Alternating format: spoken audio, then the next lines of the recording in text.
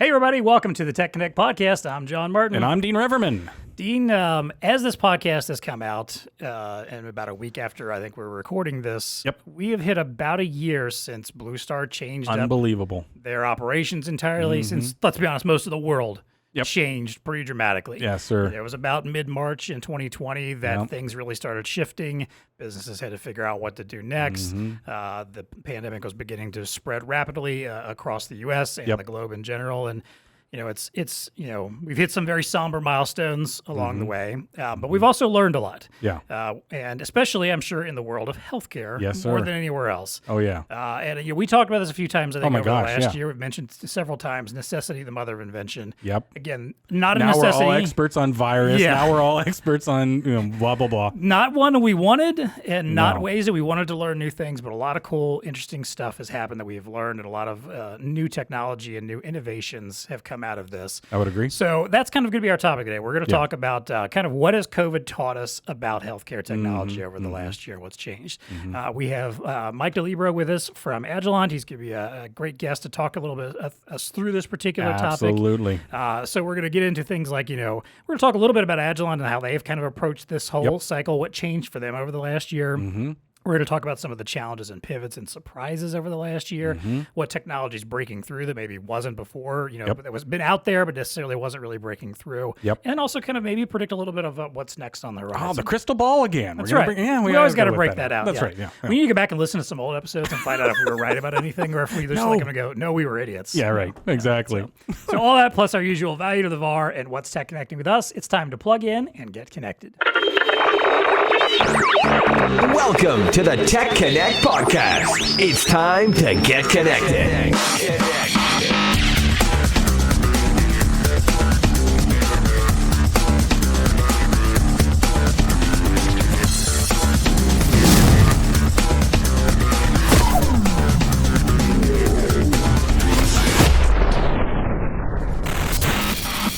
All right, as I mentioned, our guest today, Mike DeLibero, is the Director of Healthcare Sales for Agilant. Mike, thank you so much for being on the show today. Tell us a little bit about yourself. How did you get to where you are? How long have you been with Agilant? Thank you. Great to be here. I've been with Agilant for about 9 months now. I've been in the IT, healthcare, state and local government space for about 20 years. My charge here at Agilant is to grow our healthcare footprint. I came on, we already had a solid base of accounts, but over the last 9 months, we've been working to onboard best-in-class solutions to go to market to our clients and prospects. Well, then, let's talk about that, and let's talk about Agilant in the world of healthcare. What is your approach to that space?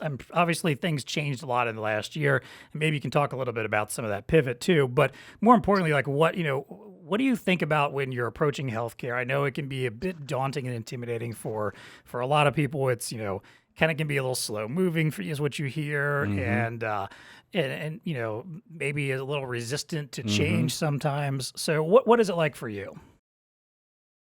Well, I think it's everything is it's been a major shift in terms of how we organizationally operate.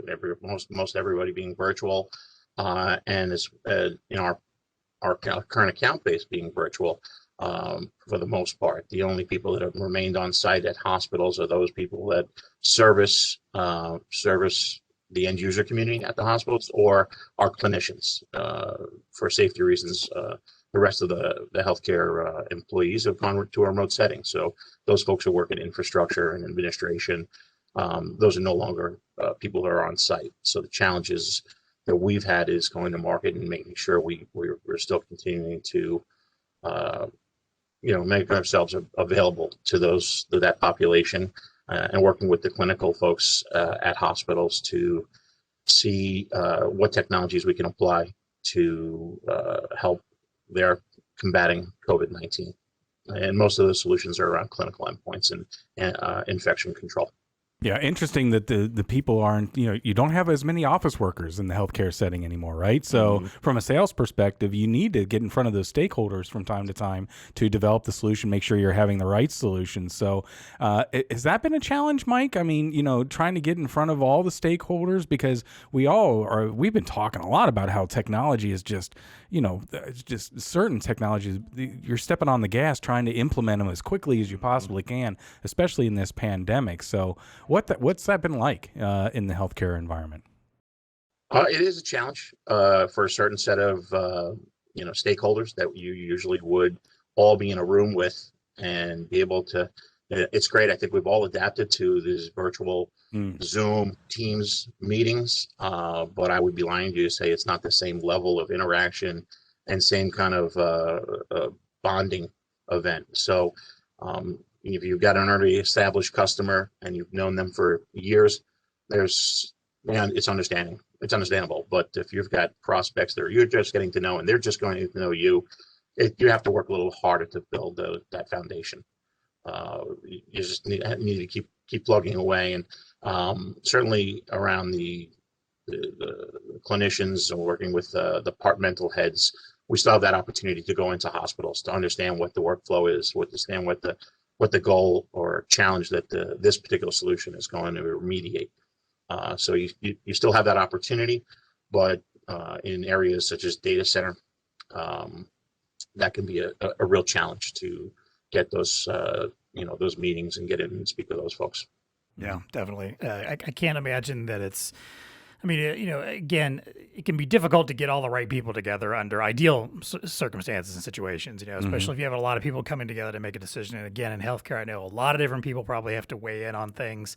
We're working predominantly maybe on the IT side of things, and we need them to be there. But you also want the people that are using technology day to day. You want the folks at the managerial and director level. You've got, upper level executives that probably want to weigh in. So, yeah, kudos to you for holding it together and keeping at it over the last year and just understanding how this world works. And compounded by the fact that there's the need for technology solutions, unlike there has been, especially in healthcare, in a very, very urgent way. So it's like you want to help make the best solution, but sometimes not all the stakeholders around. That's got to be a challenge, no doubt. So let's talk about Agilant a little bit and the way you approach your value add proposition. It's obviously a big part of our particular channel is this idea of being a value add. So maybe without giving away too much of what you do that's special, to any listeners. But how do you define value add when it comes to working with customers, and especially in the healthcare space?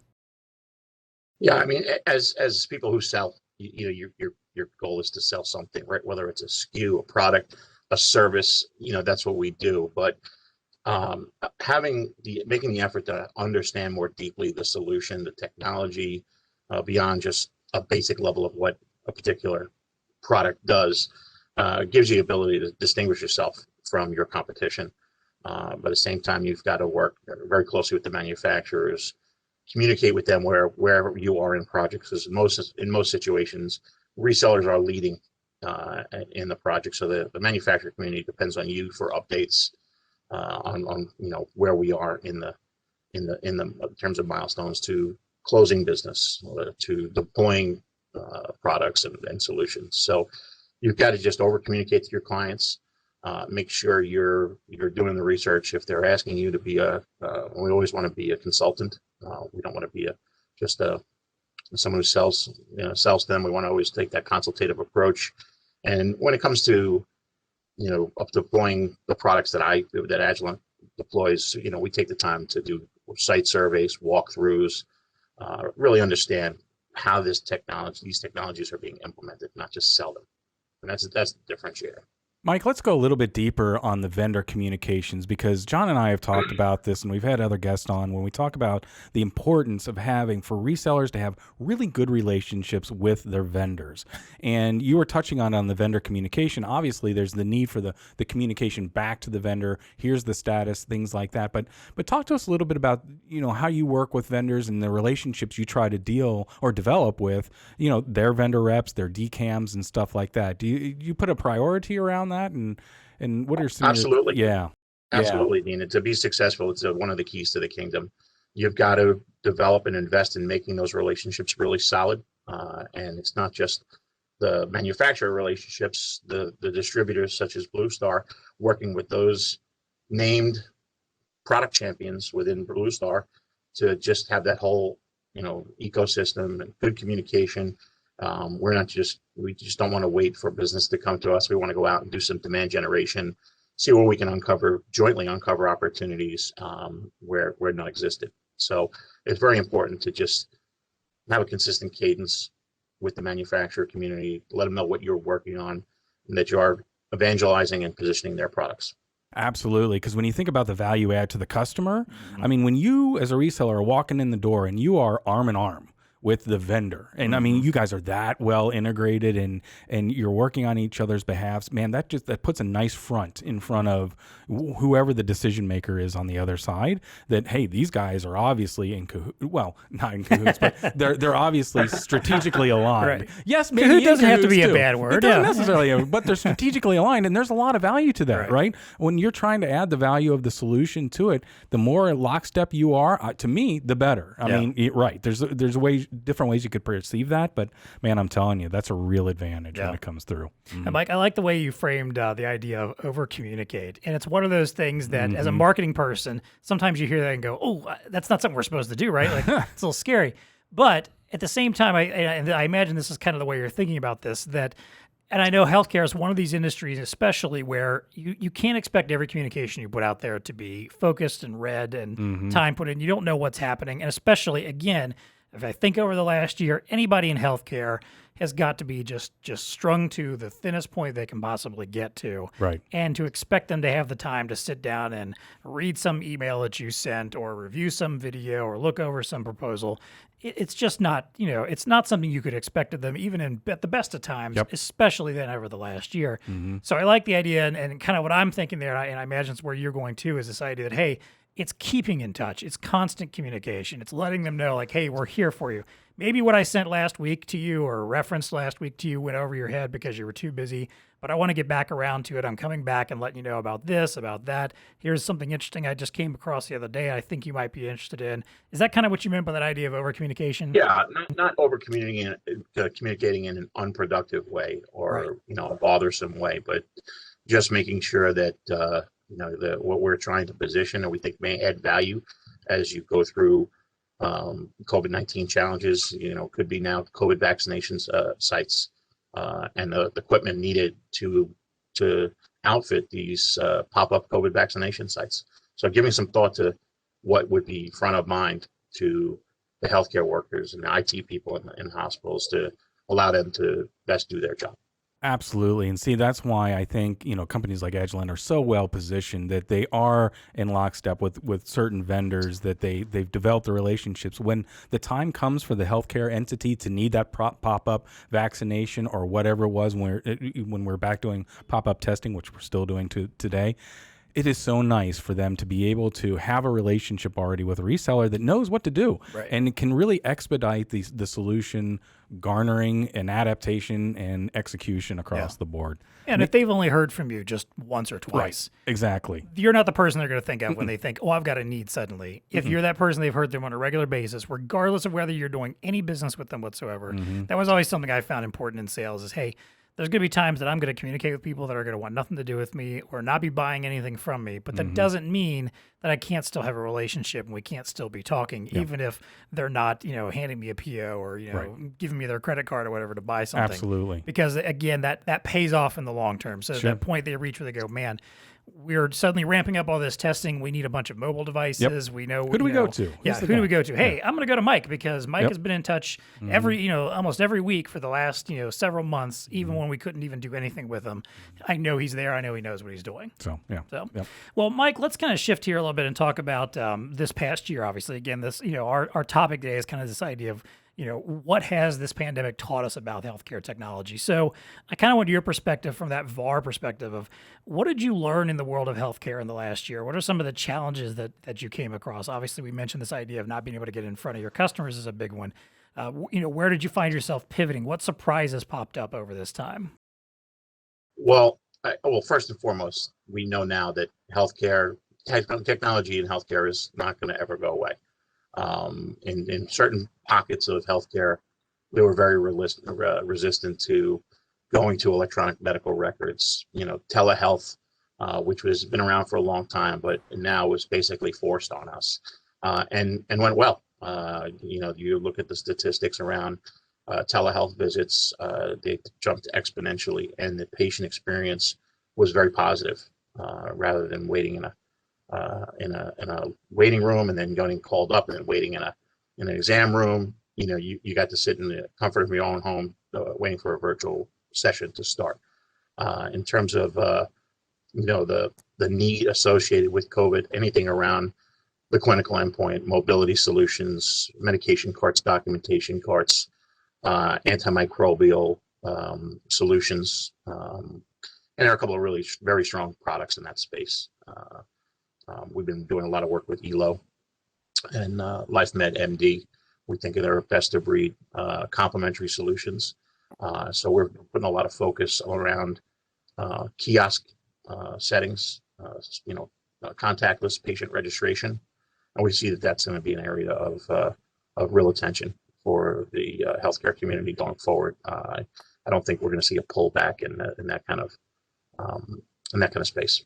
Well, we hit a lot of good ones there that we've talked about in the past as well. Going back to the whole telehealth thing, and I know you got some statistics on this as well, John, but I do, yeah. I was reading the one, and I'll just read it. In April, 44% of Medicare, so this is government, Medicare primary care visits done via telehealth were less than 1%. So this is back, this is back in February of last year. Less than 1%. Now, just go forward just a little bit in April, from February to April of last year. Now it's 44% of Medicare visits were telehealth. Right. So, I mean, just an explosion on the telehealth side that really was just dramatic. Yeah. To your point. Yeah, and a couple other notes that I had about that. This is an article from health.com. There was a chief medical officer from a software company called Dr. First that said, the quote I like to cite is that we advanced 10 years in telehealth progress in the course of 10 weeks, and it's pretty accurate. And then someone else noted a 2020 report from the healthcare network Doximity estimated that 20% of all medical visits last year were conducted via phone or video, which honestly still even seems a little bit lower than it could have been. Yeah. But I also know, there was a bit of a decline in visits as well. I mean, I haven't actually in person seen my, practitioner, in over a year now, and again, the idea is like, well, if I don't need to, I'm not going to. I'm going to do that telehealth. Mm-hmm. So, what did that mean for you then? What kind of questions were you getting from your healthcare customers about telehealth, about the needs there, about purpose-built devices? Obviously, that's been a big one that, hey, we got to have devices that we can disinfect and clean, not just, standard cleaning, but legitimately use disinfectant on in order to make sure that there's no transmission. Like, what was happening in your world, and how did that escalate? Yeah. I think just to make sure that they go and put together solutions that are, again, antimicrobial, with equipment that can be completely sanitized, do what they call terminal cleans on them, so that they're safe for reuse and as you recycle through the number of patients that they see in those environments. And it's just pervasive now. So you're going to continue to see this. I think really from a carrying telehealth forward, the only thing that really may impact telehealth is a shift in the providers, if they're the payers really. Mm-hmm. If they're right now, they think they waived all co-pays during the throes of the pandemic initially, and what guides a lot of healthcare delivery is how the payer system works. So if they continue to pay clinicians on telehealth like they do in a regular visit, then it's going to continue to be moved forward. If they kind of reduce that system to not pay at the same scale, that may affect clinicians and how they continue to administer telehealth.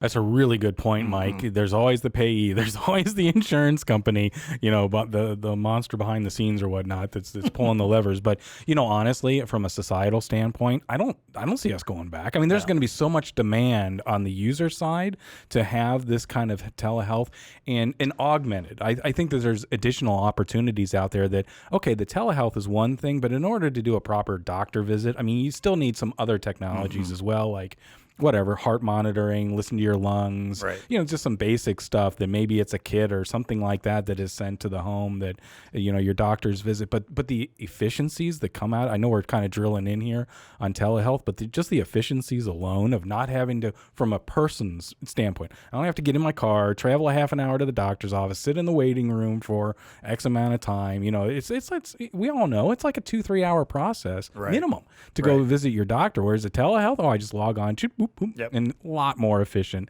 and get stuff done. So I don't know. I think the pressure is going to keep coming from our side and really kind of force the insurance companies. But your point's valid, Mike. Don't know what they're going to compensate, for that. Is it a different scale? Is it the same scale? Whatnot? Right. Guess we'll see. I think with my doctor, like an e-visit is like $5 more, $5 or $10 more than a copay for an in-person visit. Yeah. Which I feel like kind of should be the other way around, but I guess I get it. They're putting a premium on it. Is what they're doing. They are. But here's the thing, though. I also think of that and what you just said, and think, you know what? The people are the ones that technically sort of have the power here. I mean, in a long-term sense, we're the ones that have the power that will move this. Yeah. And I'm hoping that, enough of us got comfortable with this new way of doing things and this idea of, hey, as you mentioned early on, I don't have to go sit in a waiting room. I don't have to be around a bunch of other sick people. I don't have to get called back. I don't have to sit in that room for another 20, 30 minutes. Mm-hmm. Then, have a nurse come in and then the doctor come in, and a visit that on telehealth could maybe be 20 minutes at most is a 2-hour ordeal just to get to your doctor. 20 minutes? It's even better than that. Not even that, yeah. Yeah, because so my youngest daughter, Tori, we thought that she might, she had the sniffles the other day. And so we're like, okay, do we get her tested? And blah, blah, blah. We did the rapid test. But when we called up to do that, within 5 minutes, we had a doctor telehealthing with us, and she's doing the old say into the camera, and it's like and literally it took 5 minutes to assess her situation and all that kind of stuff. I'm like, how would we go away from that? That was so convenient, so well done. Anyway, you can imagine the seniors, the senior community, multiple visits per day, and just the strain it takes on, and the quality of life gets affected for senior citizens who have 4 or 5 doctor's appointments a week. Yeah. That's a really good point, Mike. Yeah. Telehealth is here now, whereas automated cars to get seniors so their doctor, the driverless, that's years down the road. Let's focus on the here and now, what we can do, and not have to worry about that. Hey, Mike, let's talk a little bit more about mobility. You touched on it a little bit. That has to be an area in healthcare that has really dramatically changed here, right? I mean, of course, we've touched on maybe some of the easy ones, the mobility needed for these pop-up testing, pop-up vaccination sites as well. But mobility is really starting to take a hold in healthcare in general, right? From the cart, from the nursing station. Just talk to us a little bit about what you see going on there from a mobility standpoint. Well, it's a very successful way of improving workflow, patient workflow, gaining efficiencies at a point of capturing copay. I had a proof of concept at a city hospital last year where they used the mobile carts to go out into the patient emergency department areas, so they could just start doing documentation as the people were waiting. Not only did it help, the amount of patients that the ED could receive in a shift, but also captured, $170,000 more of copays that they would that they got from the previous month. It was a really effective way of generating or capturing revenue for the healthcare institution, but also improving the workflow. Yeah, I would agree. Definitely. And I mean, we've seen it in other industries. And as you were talking, Mike, I'm thinking to myself, we all know that a lot of money is going into healthcare. It already was. What percentage of our GDP is healthcare? Oh, it's ridiculous. Yeah. Whatever. And it's only and the rest of the world looks at us and goes, really? Really? Yeah, exactly. But so there's a lot of money, a lot of technology that happens in there. Even if you're a reseller that doesn't play in healthcare, I would have an eye what's going on in healthcare, because that whatever is happening there is probably going to make its way into other verticals, other markets as well, whether it's mobility, whether it's not in this case telehealth, but whatever. Like, why would I go see an accountant if I had them do my taxes? We can just converse on via the video phone, or you name the service. I think a lot of those folks even need purpose-built devices, which obviously plays into our hand and what we do. here at BlueStar and our resellers do. If you tell me that the next iteration of the iPhone or whatever could be disinfectant ready, I'd buy that. Yeah, Why right. not? I mean, it's something that's useful for me as a consumer, as just an everyday person. Obviously, there's a critical importance in healthcare, but that's the kind of stuff that could easily translate over to, and we've seen that translate over to industries too. You know, there's been a push to talk to people in warehousing and in distribution and manufacturing. Oh, where yeah. they're sharing devices, and again, Yeah. you want something that you can easily wipe down and be clean and sanitary, so when the next person takes it, there's no concern about transmission that way. Yep, So, absolutely. I think kind of in the sense, we talk a lot. We've talked before about how, the military and government sometimes can be a good proving ground for a lot of technology that eventually makes its way into the general populace. I think healthcare qualifies in that too. That there's definitely a nice stomping ground to start there, where you try out some stuff that's a critical need in healthcare, and you find out, hey, there's applications across dozens of industries and maybe even in personal consumer world eventually too. Yep, couldn't agree more. Hey, Mike, I want to go off a little bit of a tangent here, not too much of a curveball, I hope, for you, because I was noticing that Agilant does a really good job at as a service and providing as a service, anything to your customer base. Are you seeing that in healthcare? Is there more of an appetite for healthcare entities to embrace kind of an as a service, whether it's device as a service or something along those lines, where you can actually sell them that type of a solution? Are they starting to embrace that a little bit more now? Absolutely. Yeah, there is a device as a service is something that we're all kind of doing now with our cell phones. It's really so a lot of the endpoint manufacturers, HP, Lenovo, they're starting to come up with programs. They've come up with programs, but now they're getting a lot more attention about doing a device as a service. An X amount of dollars monthly over a 3-year period will get you your device, your Lenovo, with certain specs, and then if you need a replacement, and basically they control the whole life cycle management of that device. So I do believe that is certainly something we do. At Agilant, we do a lot with managed services. We've got about 7 million devices under managed services contract. So certainly, doing a device as a service, we come up with some customized programs beyond what the manufacturer offer to give you a device as a service. Yeah, and is that so? It's becoming an easier sale, is what you're saying. There's maybe not that barrier that you were facing even 5 years ago as on this whole as a service model, right? People are starting to nod their heads a little bit more. Yeah, we see the value in having you manage the life cycle of XYZ's devices.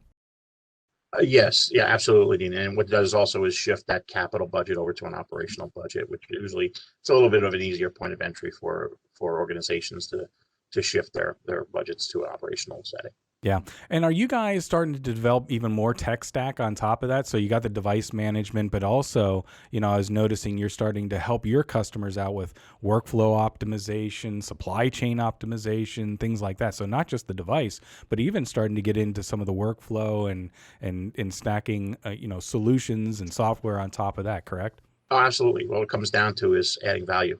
Yep. So not just selling one product, but selling a solution that services kind of an end-to-end offering. So yeah, absolutely. That's always a goal for us, not to just be tactical, but be more strategic with our clients. I'm glad you said it, because we talk about it all the time. It's Yep. so great to hear a reseller say, "Yep, that is the path to success." I think we brought this up. I think just a couple weeks ago, maybe, where the idea that you're not going to survive in this channel and in this world if you're just a straight up, I've got stuff that I resell. Right. I mean, yes, the Amazon type companies of the world, the ones that just throw up a website and sell you some stuff, that's great. And that's fine for a very certain type of person who maybe is very tech savvy and self-starter type person. But in general, I think if you want to survive in this industry and you want to, you want to grow your business and gain more customers, you've got to be willing to sell a full solution where they can rely on you for more than just a piece of hardware that you hand over and say bye-bye. It's just not the same anymore. Yeah. Well, Mike, let's kind of talk about what's next here. I know you have a lot of great partnerships. Elo, obviously, as he recommended you to us. You mentioned LifeMed ID earlier. I've actually done a little bit of work with them lately about, I know they're strong in visitor management. And obviously, that's one of those things that people are talking about for one reason right now, but has an extremely useful application beyond a pandemic as well. So, tell us, what are some of the things that are happening next in this industry that you're seeing that maybe haven't quite got there yet or started to take hold? Are there any interesting challenges on the horizon? What's happening in healthcare to come? Well, I think, yes, LifeMed ID has been a tremendous partner. Just as a backtrack, as you want to get your cell phone protected, you recently onboarded Seal Shield as an antimicrobial solution. They've got screen covers for your cell phone, so I would encourage you to reach out to whoever is managing that relationship and get you guys some antimicrobial screen protectors for your cell phones. Sure. Shameless plug, but I think that that's just a continuation of developing and refining the telehealth solutions, and how do you make it truly contactless now, because people sometimes may be afraid to touch the screen to answer the COVID-19 survey. So how do we address that? And maybe we come up with a QR code where you can just scan it as you would if you were recently have been out to a restaurant to scan a QR code to get a menu. So just as constantly evolving products in and around telehealth that will streamline that process even further is what I look forward to. We're always on the lookout for new technologies, and certainly BlueStar has been a big help in getting us exposed to those technologies. Yeah, it seems like those are the ones that are kind of at the top of the heap right now, as far as a lot of interest, a lot of need around telehealth. We've kind of touched on them all, I guess. Telehealth, lots of opportunity there, lots of still unmined, opportunity as it relates to that. Mobility going to continue to be a pressure point, the need to be mobile. Kiosks, I like you mentioned that. We didn't talk a lot about that, but the whole contactless nature, that continues on. And even when you do go in for the doctor visits or what have you, and you have to go on site, the more contactless that is, or kiosk driven that is, that's going to be a way of the future as well too. So lots on the horizon there. Yeah, I think so. I think there's always room to grow, I think, in healthcare, and I feel like there's always going to be a constant new needs that pop up. Again, I hope that we don't have quite the needs that we've had. Or the reason why. Right. Over this past year, but there will be stuff that obviously excels and moves us into the future. So, yeah, totally. Well, Mike, thank you so much for this conversation. Before we transition over to our recurring segments, I do want to, as always, thank our founding members. Of course, ELO is one of them. They recommended Mike and Agilant to us to speak with, as well as Epson, Honeywell, and Zebra. We very much appreciate your sponsorship of our podcast. Hey, if you want to connect with us, a couple different ways you can do it. First of all, if you're listening on Apple Podcasts, give us a 5-star rating and review. We just might read those on the air. It's a great way to help drive some listeners to our show. If you're on YouTube right now watching us, hit that like button. Leave us a comment. Tell us what you think of the episode. And as always, you can always reach out to us on Twitter at TEConnectPod, or email us TEConnect@BlueStarInc.com. All right, let's wrap things up with our recurring segments. The first is value to the VAR. Now, typically, we're doing this with some folks who aren't necessarily VARs themselves, so we're asking them to give us a little bit of wrap up our conversation and some tips that we can hand to our VAR audience. But since, Agilant itself is a VAR, we kind of wanted to ask you maybe for some tips, some advice, some best practices that you have for working in the channel and working with healthcare in particular. Obviously, don't expect you to give away the secret sauce, but if you were starting a new reseller today, or maybe you were just thinking about breaking into healthcare, you've been in other industries, what are some tips and recommendations you might have? Well, I hope I get in trouble with my boss, but I would say that you want to look for areas of penetration that are non-traditional. So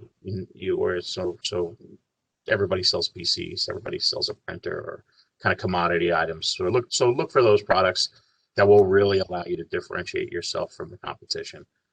Second, work in the healthcare space specifically with department heads. Again, non-traditional. Most people stick with procurement and some IT titles to go to market to. But certainly there's a great opportunity to speak with the department heads like radiology, oncology, and understand what their needs are and where your offerings can play into fulfilling those needs. And then lastly, the channel. Again, as I mentioned, the keys to the kingdom, working with the manufacturer community and the channel to make sure that you're always letting them know that you're there to work and offer up their products, and how to demonstrate that how to properly position what they're selling. And if you do that effectively, you're going to get their commitment to, help you to get exposed to new opportunities. Bingo, that was Yep. mine. I was going to harken back to earlier in the conversation. Vendor relations key for developing business. The stronger that is, the better off that you're going to be. You're going to be tapped in also, by the way, to things that they're working on, and you can be first to market with some of those solutions. That is so awesome when you can say, with authority, oh, by the way, we happen to work with this manufacturer and they're working on X, Y, Z, and it's coming to market. What better reason to get in? Again, when you're always looking for ways to get in front of your customers when you're in sales, it's a great way to do it. So vendor relations, don't forget about the software relations as well. We didn't talk a lot about the software partners, but they're also key. Another takeaway that I have from today, though, John, is evolving tech stack. So when, I was thinking about telemedicine, sure, it's there, but as we talked about, even that is going to evolve, and there's more technology going to be wrapped around that. It just reminds me of the fact that you have to be tapped into how your tech stack, whatever you're offering, and the peripherals around that continue to evolve. There's additional opportunities that can come out of your core. Got to be tapped into what's going on there. Yeah, definitely. And I think also beyond what we were just talking about earlier, this idea of what we've discussed before of understanding that solution selling is the way of the future. It's also kind of to your point, realizing like, hey, there's going to be places you're going to have to expand, and it's going to expand your comfort zone. It's going to get into maybe areas of technology and innovation that you're not overly familiar with yet. Yeah. So, my opinion there is always to constantly be learning, constantly be reading up on what's going on. If something comes along and you're thinking like, yeah, that's not even something that's ever going to happen. It doesn't hurt to go down that rabbit hole and just read up about it and find out what's going on, because the innovations that you think are 30, 40 years down the road could suddenly be tomorrow's before you know it. And again, I feel like that's something we probably learned over the last year. 100%. You talked early on about how people necessarily didn't want to they weren't ready for that shift to EMRs yet. It's been such a slow crawl to get to that. And there's still a long, slow crawl ahead of us, I think, to getting to some kind of like universal healthcare records where it's easy to jump from one provider to another and have your healthcare record follow you without having to fill out a bunch of paperwork again, without having to tell someone different the exact same story of your medical life that you just had to tell someone else a few weeks ago.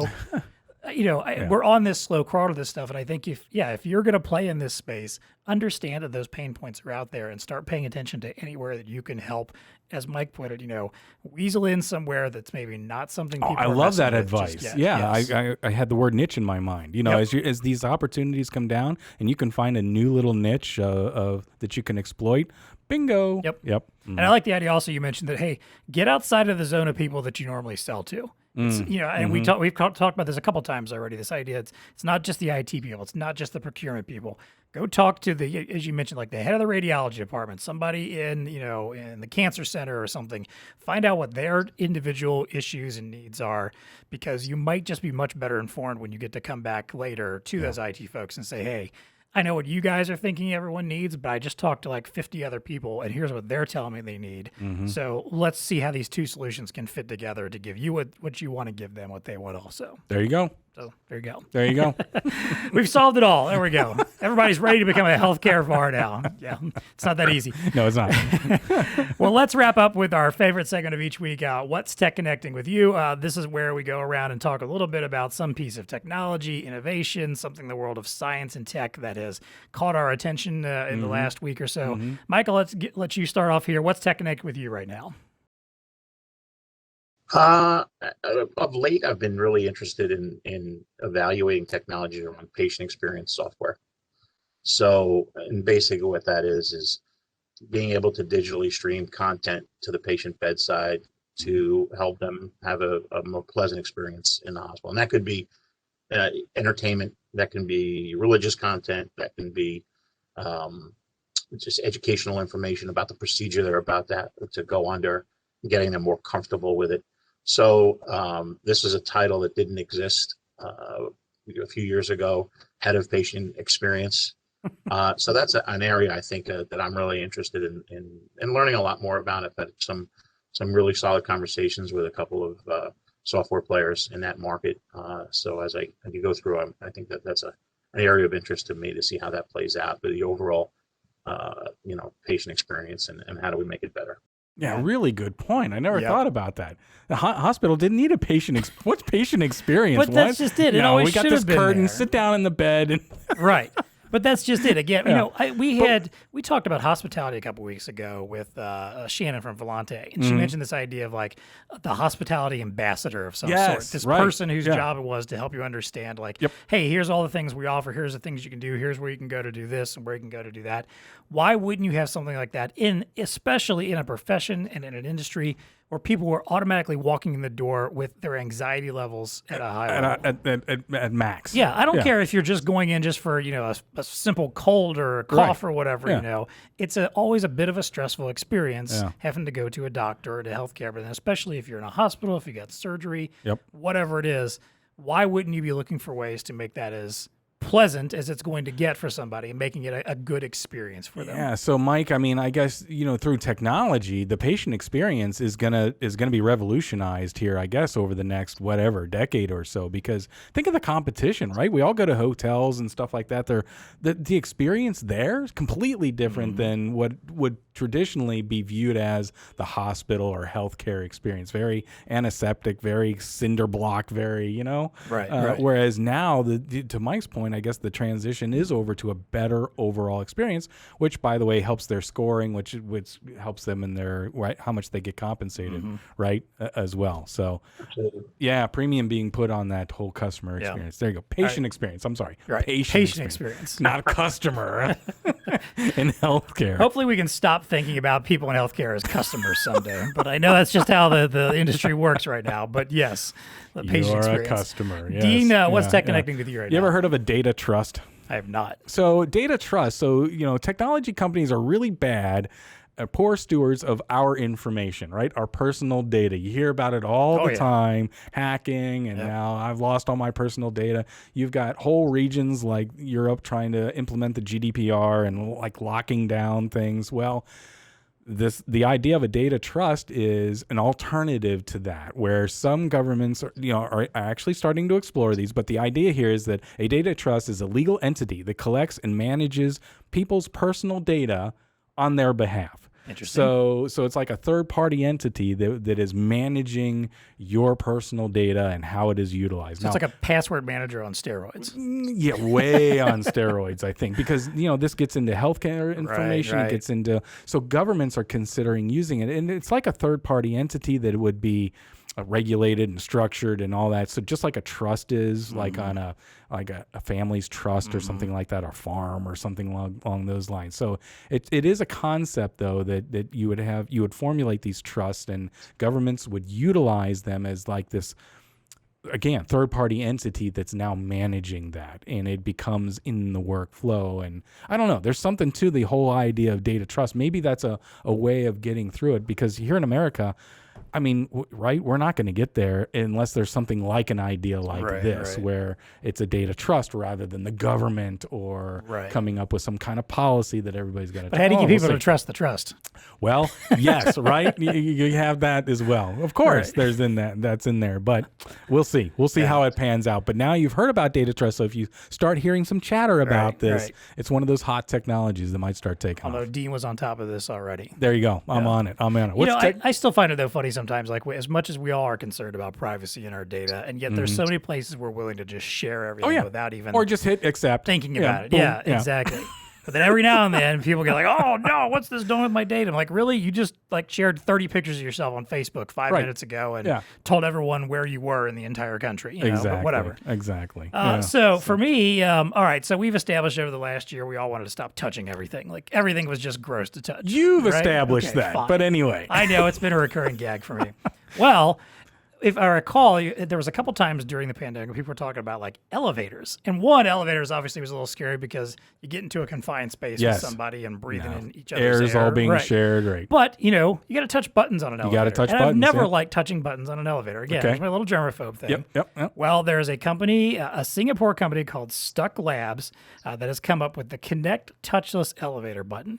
And basically, it's just giant number buttons. Not giant, but like, probably, like maybe a couple inches tall. whatever. So it's Yeah, a yeah. clear, visible button that actually has a little bit of a sensory field that's coming out from it. So you can get your finger close to it without quite touching it, and it will light up, indicating that it knows that that's There the button, you go. that's the number you want. I think if you like press in a tiny bit more, hold for a little bit, it'll identify that as, okay, this is the one you've selected, and then take you to that particular floor. I gotcha.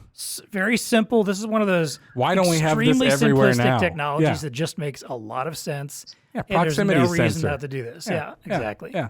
Okay, so So that's there in you go. Singapore?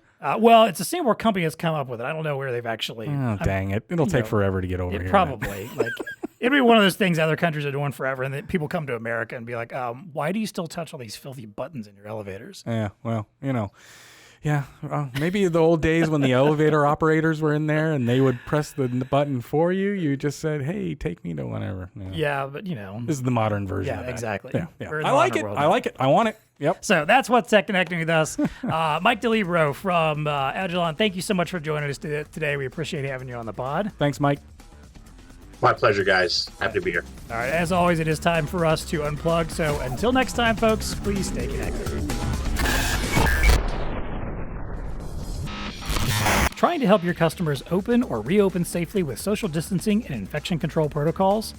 Elo offers touchscreen solutions to help with employee access, guest check-in, self-service, and much more.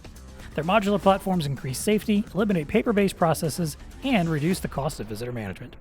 Elo also provides thorough cleaning and disinfecting guidelines. To learn more, visit Elo's microsite on BlueStarInc.com or contact your Elo representative. Delivering high-quality patient care starts by connecting data from admissions to discharge and every step in between. Zebra's patient identity management solutions enable precision when matching patient records, medication, specimens, and more, so the right patient gets the right care every time. Built from a connected ecosystem of scanners, printers, and supplies to help ensure treatments and medications are accurately administered, Zebra's patient identity solutions give clinicians the performance edge they need to deliver safe and accurate care.